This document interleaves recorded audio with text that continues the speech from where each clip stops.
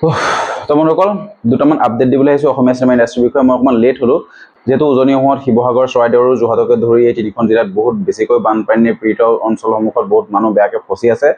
মৃত্যু পৰ্যন্তলৈকে হৈছে বহুত এটা দুখজনক অৱস্থা, যাৰ কাৰণে মই এইটো ভিডিঅ' অকণমান লেটকৈ বনাইছোঁ কাৰণ বান সাহায্যৰ কাৰণে অলপ লাগি আছিলোঁ। তথাপিও মোৰ যিহেতু ভিডিঅ'টো আপডেট দিব লাগে সেইকাৰণে মই অলপ লেট কৰিলোঁ।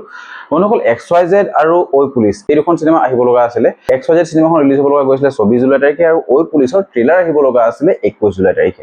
XYZৰ প্ৰমোশ্যন বহুত বেছি ধুনীয়াকৈ হৈছিলে আৰু মানুহক আঁকোৱালি ল'বলৈ সক্ষম হৈছিলে তাৰ ট্ৰেইলাৰটোৱে, ঠিক আছে।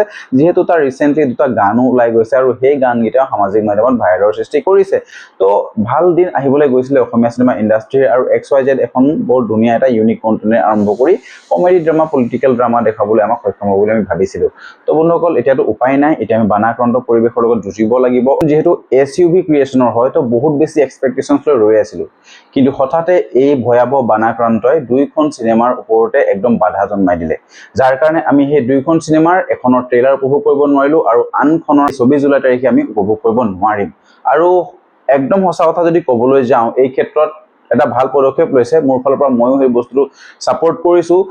প্ৰথম দিনাখন ভাবিছিলোঁ যে ট্ৰেইলাৰহে দিব লাগে, ট্ৰেইলাৰটোনো কিয় দিয়া নাই। সংবাদ মাধ্যমৰ আগত ঐ পুলিচৰ ট্ৰেইলাৰটো গোটেই SUV টিম আৰু ঐ পুলিচৰ টিমে গোটেই দেখুৱাই দিলে। আৰু তাৰ পাছত মই কিছুমান ছ'চিয়েল মিডিয়া বা ফেচবুকতো দেখিছোঁ যে তাৰ ক্লিপ অলপ ভাইৰেল হৈ আছে। তো অলপমান হিণ্ট পাইছোঁ যে ঐ পুলিচত কেনেকুৱা ধৰণৰ ট্ৰেইলাৰটো আহিব, ঠিক আছে। VFXৰ কাম অলপ লাষ্টৰ ফালে দেখিছোঁ, যে নেকি একদম ভাল কোৱালিটি দেখি নাপালোঁ কাৰণে ইমান বেছি ভাল নাপালোঁ। ঐ পুলিচ চিনেমাখনত ৰবিদাৰ যিটো কেৰেক্টাৰ হ'ব পুলিচ হিচাপে আছে আৰু অমৃতা গগৈ ৱাইফ হ'ব, ঠিক আছে। তো কিছুমান ভিজুৱেলছ দেখিলোঁ এটা লিক হৈ যোৱা ট্ৰেইলাৰত, তাত মানে যি সেই গুলি মৰা এটা চিন আছে, সেই গুলি মৰা চিনৰ ভিজুৱেলছখিনি বহুত বেছি ভাল লাগিছে। ভাল পিকচাৰ দেখিবলৈ পালে আৰু অলপ ধুনীয়া লাগিব, ঠিক আছে। তো বন্ধুসকল আপোনালোকে কি ভাবিছে যে এই দুটা সিদ্ধান্তই কেনেকুৱা ধৰণৰ সিদ্ধান্ত হৈছে, ভাল হৈছে নে বেয়া হৈছে? মোৰ মতেতো ভাল হৈছে, কিন্তু আমি যিমান সোনকালে ভাবোঁ, প্ৰে কৰোঁ, আমি প্ৰাৰ্থনা কৰোঁ ভগৱানক যে সোনকালে এই বানাক্ৰান্ত পৰিস্থিতিৰ পৰা আমাৰ অসমখনক উদ্ধাৰ কৰক। চৰাইদেউ, শিৱসাগৰ, যোৰহাটকে ধৰি মোৰ নিজৰ ডিষ্ট্ৰিক্ট যোৰহাট, তাতো বহুত বেছি মানে বানৰ ফলত বহুত লোক মানে আবদ্ধ হৈ আছে, কিছুমান জেগাত পীড়িত হৈ আছে।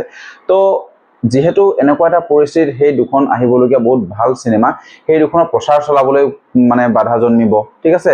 আৰু যিহেতু ছ'চিয়েল মিডিয়াত এনেকুৱা এটা দুখৰ পৰিস্থিতি, তাৰ প্ৰমোশ্যন কৰিবলৈ বহুত বেছি ধৰণৰ সমস্যা হ'ব, যাৰ কাৰণে এই দুখন চিনেমা নাহিলে। আৰু SUV টিম আৰু XYZৰ টিম দুইখন চিনেমাৰ টিমে আমাক এটা নটিফিকেশ্যন দিছে, এটা আপডেট দিছে যে কিয় তেওঁলোকে চিনেমাখন বা ট্ৰেইলাৰটো আমাক দেখুৱাব বৰ্তমান নোৱাৰিছে বা তেওঁলোকৰ বাধা কেনেকৈ জন্মিছে।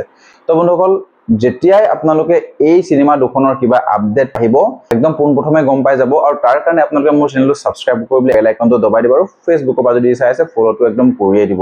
তো বন্ধুসকল লগ পাইছোঁ নেক্সট ভিডিঅ'ত, আজিলে বাই বাই।